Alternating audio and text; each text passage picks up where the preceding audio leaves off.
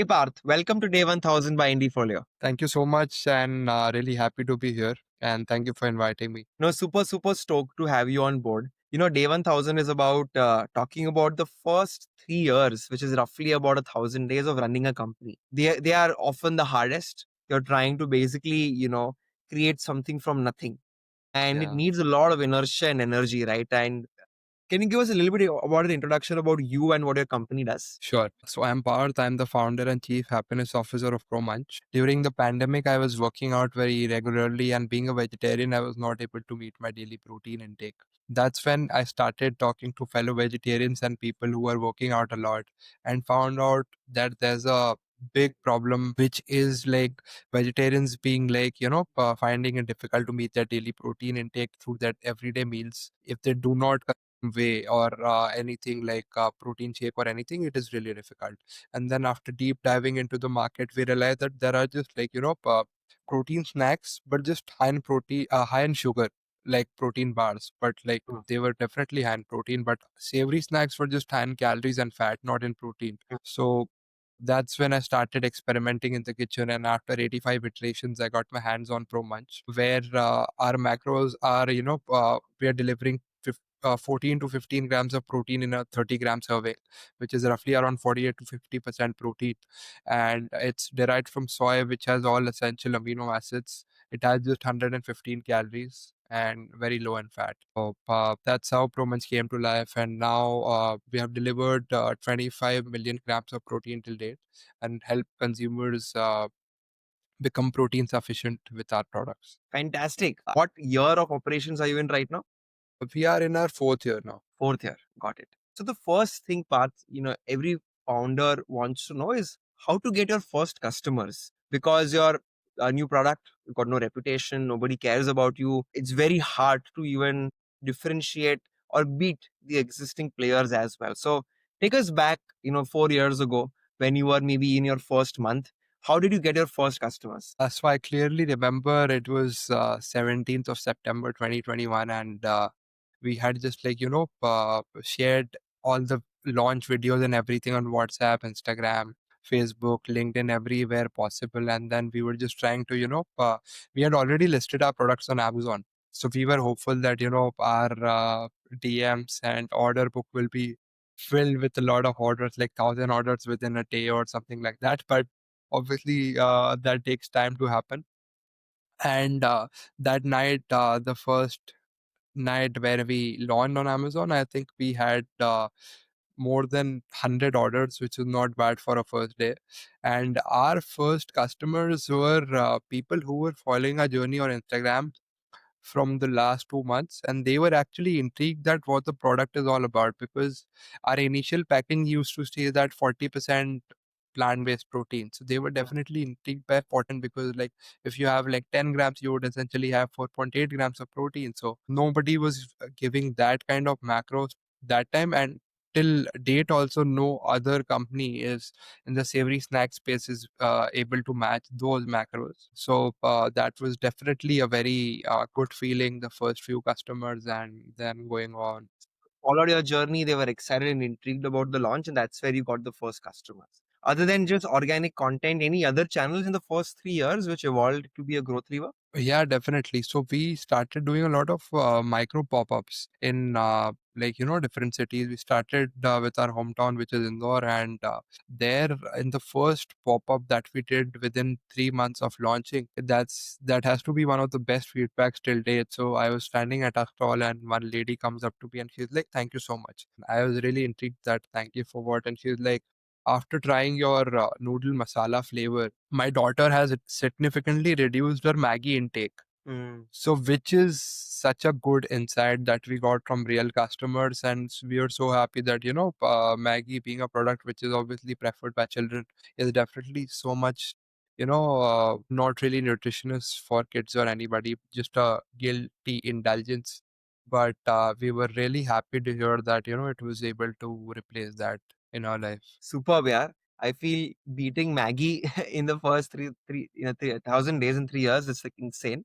And organic content, social media, along with some pop-up shop offline is what Yeah. the word out. Yeah. compared to your first, year or the first earlier days. Today, are the channels the same or do they look different? Oh, they definitely look different. A lot of mistakes obviously followed our journey. When we started, we just had like three SKUs, and we were just there on Amazon and some general trade stores. So it was really like, lucrative in the beginning when you see a lot of distributors approaching us and then, ask for a lot of stock and everything. But then we realized that, even though our product has a really good potential, the uh, sales velocity, which is a really important metric to track in retail stores, was the maximum where there were limited number of products. So let's say in a general trade outlet where there are 3,000 products, it was really difficult for customers to get aware about a product. And whereas a vending machine where there would be just like 30-35 products, so it would be easily very accessible, and brand awareness, creating brand awareness would be relatively easier, Hmm. and for people to identify what a product offers. Got it. Got it. Understood. Fair enough. Now, you mentioned about the mistakes, right? I think every founder makes so many mistakes in the first 1,000 days, and Yeah. you have this temptation to build feature or build new product, try different things, experiment a lot. But focus is, extremely critical. Wanted to just, ask you, is there any particular spends that you regret in the first 1,000 days you wish you hadn't done? A lot of spends. I think we hired different agencies for Amazon and Flipkart, which were like awful.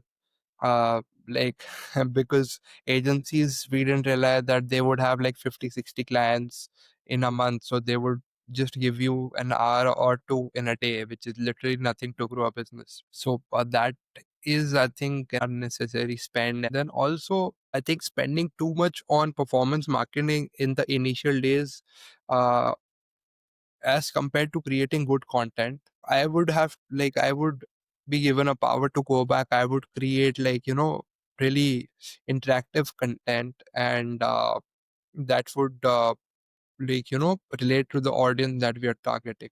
So invest more into creating content which can 100%. organically perform better than over investing into media monies for your performance 100%. ads. 100%. When you 100%. when you said that, one mistake was, let's say, getting a wrong partner, which is actually a very, very big problem, right? Yeah. How did you fix those aspects? Did you get a new agency? Did you have it in house? How did you go about it? Yeah, so in the initial days, you have literally not a lot of knowledge, and then our bandwidth as a team was also very limited. The first few hundred orders were literally packed and delivered by me. Every Sunday in the evening around 7 to 8 p.m., there was a ritual that I had, was like, schedule all the orders for the pickup for Monday, and then get it packed on a Monday and then ship it, because on the weekend the delivery boys wouldn't come on Sundays.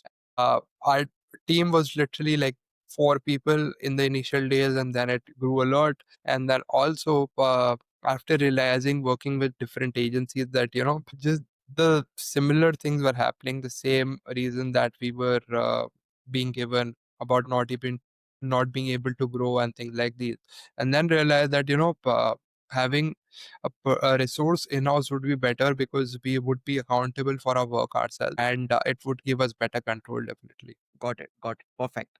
Um, I'm now going to jump into the last question, right? Which is about channels. Yeah.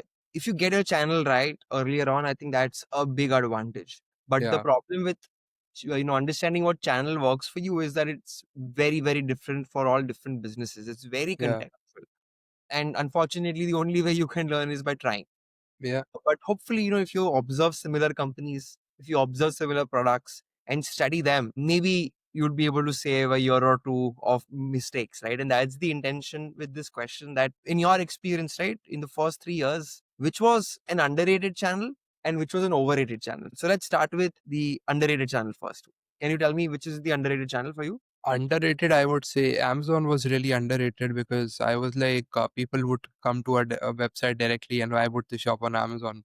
But then realized that things were totally different, because on Amazon, people usually get like 10,000 SKUs or everything they need to buy. So the traffic is already there. You would need to get the basics right in order to get your customers there. And overrated, I think Flipkart I find really overrated because in categories like food, like we have seen a lot better traction on Amazon as compared to Flipkart. So our agencies put a lot of money on Flipkart ads, which were literally like, just burning cash. Just trying to figure out that it is really not for us. And after that, we literally reduced all our spends on Flipkart and devoted our energy to Amazon and developing our own website. Very interesting. So, would you recommend people if they are, let's say, in your category, maybe protein, maybe consumer product goods, to double down on one channel, like an Amazon, Yeah, distributing them? definitely. Definitely, it's actually a very good strategy, and deep diving into one channel and nailing it is something which we wish we would have done earlier, because we would just like, in the initial days, you were like, you have to be present here, you have to be there as well. So you realize that it's not really necessary to spread your wings across different channels. Instead, narrowing down on specific ones, let's say three, which really works for you. So right now we are focusing on our website, Amazon, and D2C. Sorry, quick commerce. Quick commerce. Got it. Got it. How has quick commerce been for you folks? So that's a very interesting topic. I literally tell everyone that, after endless calls, almost more than 600 calls that my team has done to all the category managers combined of Blinkit, Instamart, and Zepto. And even, mailing the founders and CEOs directly, all of that, literally not even a day where we had not called anybody on those startups. And then one day you realize that you see a mail that they are finally willing to create your vendor code and things like these. And we started with them in August, and it has been really nice till now. Right now we are still trying to make sure that our products are available across all dark stores, and once we crack that supply chain, I am sure we'll be able to scale 10x as of now. Fantastic. No, I think it's a big competition. I work with a lot of CPG brands, so I know how hard it can be to get listed. So congrats on that. You mentioned 600 emails you had to send, and I think the founders is always tested every day, right?